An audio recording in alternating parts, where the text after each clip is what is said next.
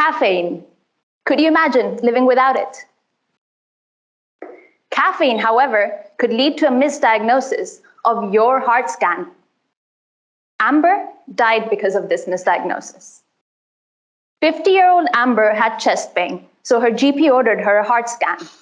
She was instructed to avoid caffeine for at least 24 hours before the scan. The night before, she had a headache and took a medicine for it. What she did not realize was that it had caffeine in it. The next day, she went to get her scan done, and her results returned normal. 6 months later, Amber died from a heart attack. Now, Amber could have still been alive had she used our lateral flow device.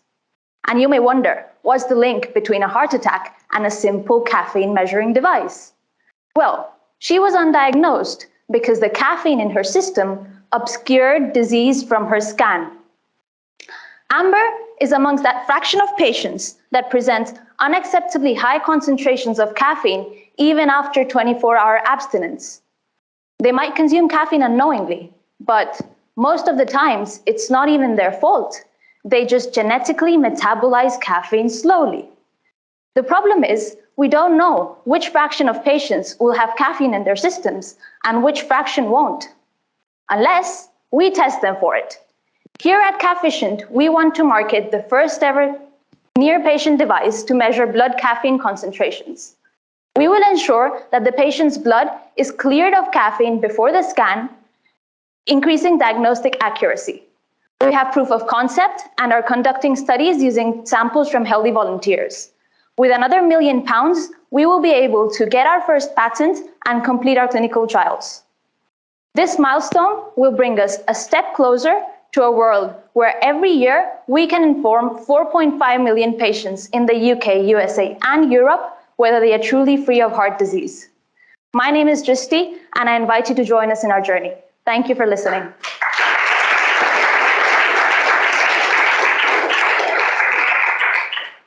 Okay, Charles, so Michelle doesn't scoop you on the question this time. Perhaps you'd like to go first.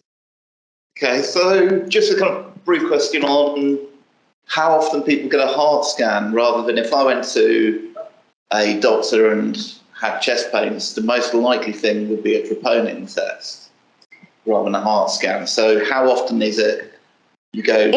Yeah, so in the UK, it's 70% of the times they undergo these scans. Okay. And how much would you look to be selling a lateral flow test for? We don't have the exact price, but the cost of the test, if we manufacture in-house, would be from 1.5 to £3. So we will add a profit margin to that. Okay. Thank you. Confident that somebody will pay for that? 2.5 questions. Well, NHS, hopefully. Okay, Michelle. Thank you. I love the name, Caffficient, right? That's correct, Caffficient. So you mentioned 1 million to do clinical trials and also patent. Can I have a few questions about patenting? Did you consider a lot of jurisdictions? You mentioned you want to go into the US, EU, UK. Was that considered when you were calculating the costs? Yes, well, no. Yes to the first part, no to the second part. We will be filing in the UK first. Okay. 12 months after, we'll be filing PCT. So I've accounted for those two costs, and 36 months after is the phase where we get to decide what markets we want to file our patents in. Perfect. So those aren't accounted for in this. Well, makes sense. At least you have 18 months to decide how forward you can move on or no.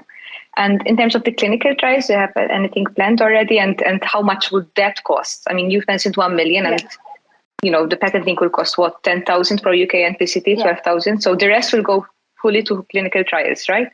And 80% we have accounted for clinical trials.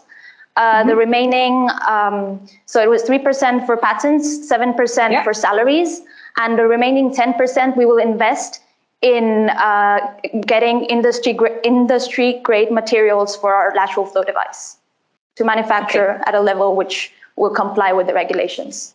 Okay, all right. Thank you. Thank you.